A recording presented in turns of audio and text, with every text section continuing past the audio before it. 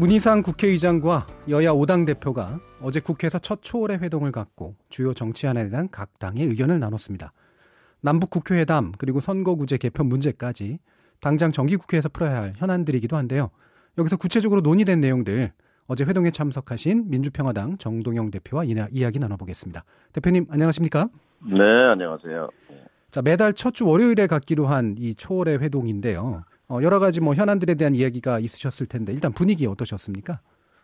네, 이제 첫 번째 월요일 날 만난다고 해서 초월회라고 이름을 지었습니다만 공교롭게 당량을 초월해서 그렇죠. 대화를 나눈다는 그런 뜻으로 아주 좋은 의미가 됐습니다. 그리고 또 만나야 통하지요. 그렇죠. 어제 두 가지를 좀 얘기했죠. 남북국회회담 그리고 국회의원 뽑는 선거제도 개혁에 관해서 두 가지 주제를 가지고 얘기를 많이 나눴습니다.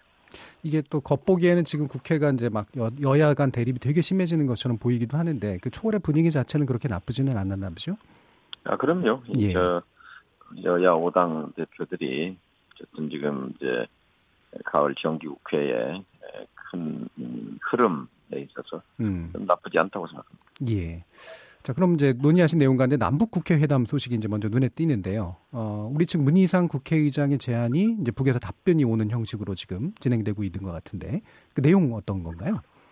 예, 지난 9월 27일 날 북쪽의 최고인민회의 의장인 최태복 의장 명의로 남북국회회담 개최에 동의한다는 서한이 입장이 전달됐습니다. 이제 실무적인 협의가 끝나면 평양이든 서울이든 남북국회회담이 이제 열릴 가능성이 커졌습니다. 예.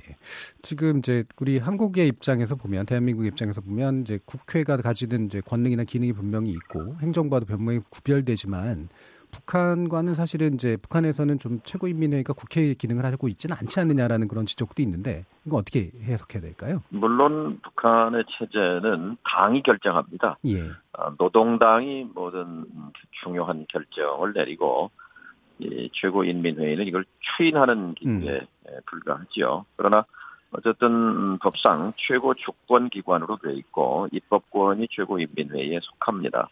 그리고 남북 간 합의를 또 비준 동의하는 권한을 갖고 있기 때문에 각자 체제가 다른 특성이 있기 때문에 그걸 감안해서 남쪽에서는 국회, 북쪽에서는 최고인민회의가 표류하는 것이 맞다고 생각합니다. 예.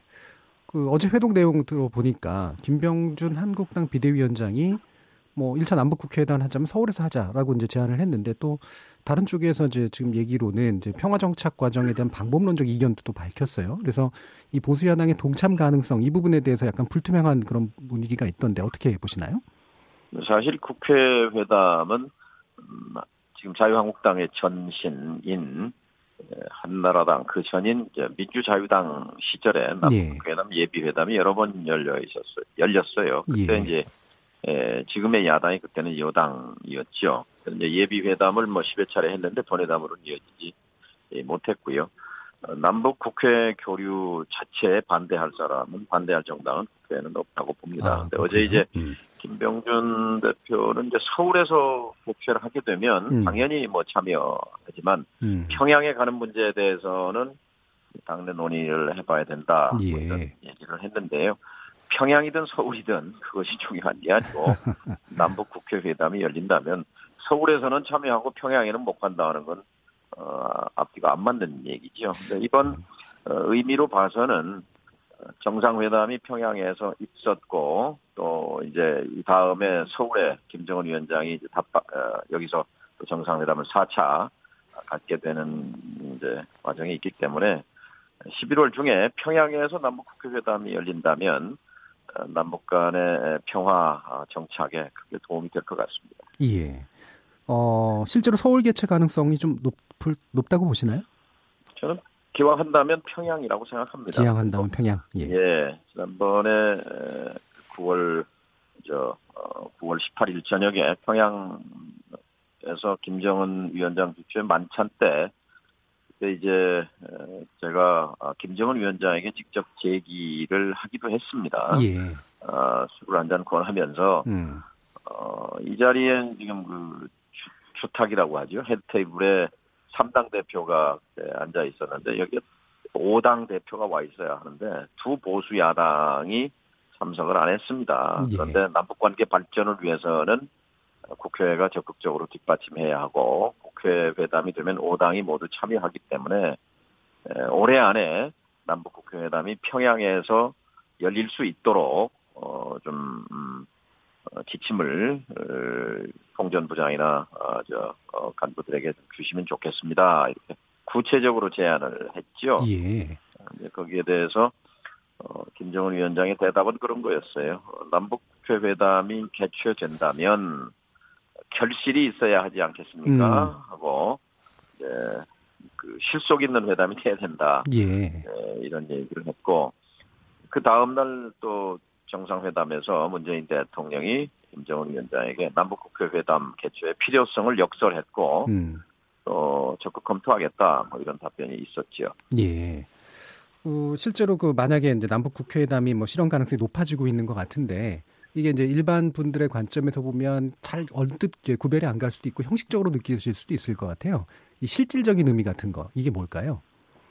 이제 의제 문제인데요. 예.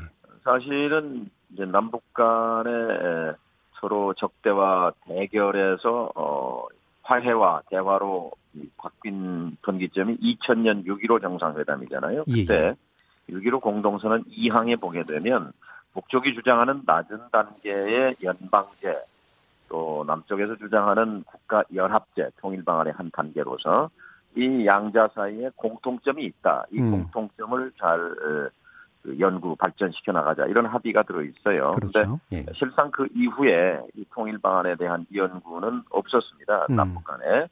그래서 국회 회담이 열리면 이것도 하나의 중요한 의제가 될 수 있죠. 또 지금 북한 헌법에 핵 보유 국가를 명시하고 있는데 입법권은 최고 인민회의에 있기 때문에 지금 북한이 핵을 폐기하고 그다음에 정상 국가로 이제 나아가는 방향 속에서 이런 북한의 헌법 개정 문제 또 뜨거운 감자긴 합니다만 상응해서 남쪽의 국가보안법 개폐 문제 뭐 이런 문제 등이 토론될 수 있는 것이죠. 의제 사실은 의제보다도 소통의 기회가 넓어진다는 점에서 지금까지는 이제 정상회담에 의존해 왔습니다만 이제 국회 차원에서 소통이 이루어진다면 사실 국가연합이라는 것은 단순하게 보면 정상회담의 정례와 남북 국회회담 그리고 내각 장관들의 그 내각회담 이 세 축으로 이루어지는 게 국가연합입니다. 그런 차원에서 이제 조심스럽게 국가연합의 초기 단계를 모색하는 그런 얘기도 될 수 있는 거죠. 남북 국회회담이 활성화된다면. 지금까지 이제 정상들의 어떤 만남이나 아니면 그 행정부 차원에서의 만남만으로 이제 국한됐던 걸 입법까지 늘림으로써 실질적으로 국가의 이제 주요 기관들이 이제 서로 소통하는 이런 계기가 되는 거겠네요. 그렇죠. 그 이정미 정의당 대표가 이제 어제 비교섭단체 연설에서 김정은 위원장이 서울에 오면 국회 연설을 추진하자라는 제안도 했고요. 바른미래당의 하태경 의원도 국회 연설, 김정은 위원장의 국회 연설, 그다음에 우리 야당 대표의 최고인미 연설 이런 식의 이제 어떤 파격적인 제안들이 지금 막 쏟아지고 있는데 이 부분 또 어떻게 봐야 될까요? 지난번에 9월 19일 저녁이죠. 평양 선언이 발표된 바로 직후에 평양 대동강 가운데 있는 이제 능라도가 있고 거기에 5일 경기장, 능라도 경기장이 있는데 15만 평양 시민 앞에서 북한 지도자가 연설한 것도 처음이라고 하는데 남쪽의 지도자가 평양 시민을 직접 상대해서 연설을 했고 그 내용이 핵무기 없는 한반도, 핵 위협 없는 평화로운 한반도를 만들기로 김정은 위원장과 약속했다, 확약했다라는 대목에서 평양 시민들이 일제히 환호와 박수를 보냈거든요. 이것은 북한의 비핵화, 한반도 비핵화에 대한 북한 인민들의 공식 추인이라고 공식 확인이라고 할까요? 동의지요. 그런 점에서 김정은 위원장이 서울 방문 때 국회 연설은 저는 당연하다고 생각합니다. 여기 이제 국민의 대의기관으로서 그 앞에서 북한의 지도자가 핵무기 없는 한반도, 핵 위협 없는 한반도에 대한 자신의 의지를 육성으로 전한다면 그것이 국제사회에 주는 메시지는 분명하리라고 생각합니다. 예. 그리고 지금 이제 아직도 김정은을 믿느냐, 북한은 핵 포기 안 할 거다 이렇게 회의론을 가진 사람들도 꽤 있는데요. 이분들에게 김정은 위원장의 육성으로 그런 의지를 확인하는 것은 의미가 있다고 보고요. 어쨌든 북은 지금 이 핵 있는 핵무기를 가진 가난에서 핵을 포기한 발전 번영으로 기술을 돌렸다고 저는 봅니다. 예. 그리고 또 사실 지금 그 북한의 대외 정책을 이제 유엔 연설을 통해서도 천명했듯이 경제 발전을 위해서 평화적 환경 조성이 절박하다 하는 것이 기조로 천명이 됐거든요. 예. 이런 것들을 국회에 와서 국민의 대표 기관 앞에서 밝히게 된다면 그건 굉장히 역사적인 의미가 있는 장면이 되리라고 생각합니다. 예. 대표님께서는 참여정부 당시 통일부 장관도 지내셨고 여러 가지 이제 관련된 일들을 해오셨기 때문에 지금 이제 진행되고 있는 14 공동선언의 11주년 기념식의 평양 개최 부분에 대해서도 남다른 어떤 감회가 있으실 것 같은데요. 예.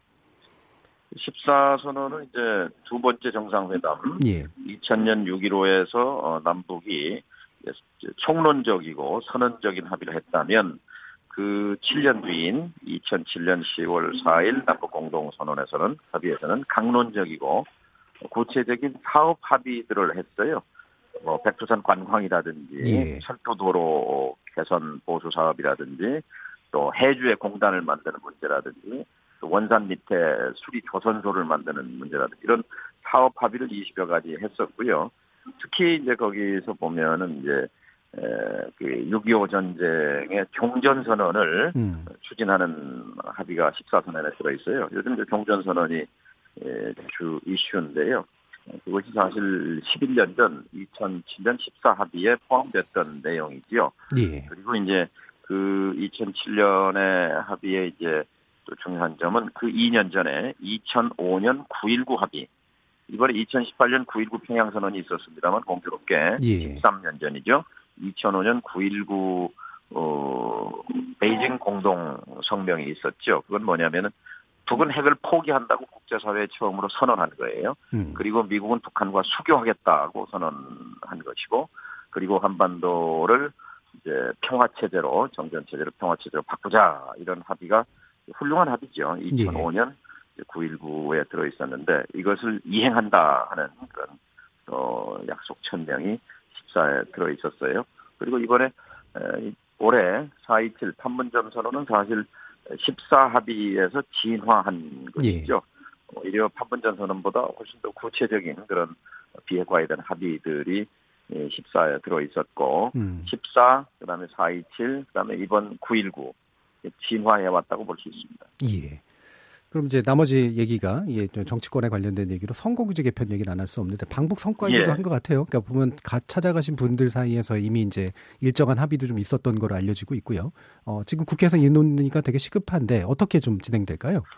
사실 올 연말 지나면 이건 물 건너 갑니다. 그래서 이미 10년 전부터 진행되어 온 논의이기 때문에 사실은 결단하면 이것은 내용은 금방 합의될 수 있어요. 근데 이게 이제 이해관계가 걸려 있는 문제거든요. 그렇죠. 근데 어제 중요한 것은 이해찬 민주당 대표가 의석에 있어서는 분명히 민주당이 손해 본다.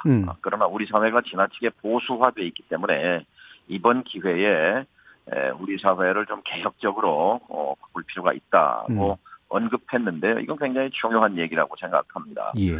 말하자면 우리 국민들이 선거구제 개편 그러면 국회의원들 자기들 문제인가 보다 그러는데 이건 국회의원 문제가 아니고요.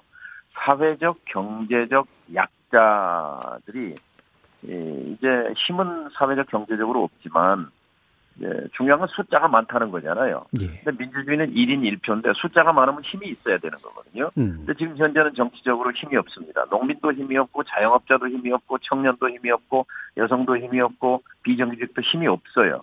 근데 이것을 그 숫자에 맞는 힘을 주자는 거죠. 그러니까 농민들이 힘을 갖는 거고 자영업자들이 힘을 갖는 거고 청년들이 힘을 갖는 거예요. 정치적 힘을. 예. 이건 한국 사회를 근본적으로 뒤흔드는 거고 바꾸는 거거든요. 기득권층은 싫어하죠. 왜냐하면 사회적 경제적으로 약자는 계속 약자로 머물러 있는 것이 기득권층에 좋은데 약자가 정치적 힘과 발언권을 갖게 되면 기득권층은 불리하죠. 그러나 이런 역사적인 일을 예. 해낼 수 있는 기회가 이번 정기국회라는 것이죠. 예, 알겠습니다. 네, 어제 예. 이제 5당 대표 예, 여기까지만 듣겠습니다. 예, 합의가 된 것이 굉장히 의미가 있다고 봅니다. 예, 감사합니다. 민주평화당의 예. 정도영 대표였습니다.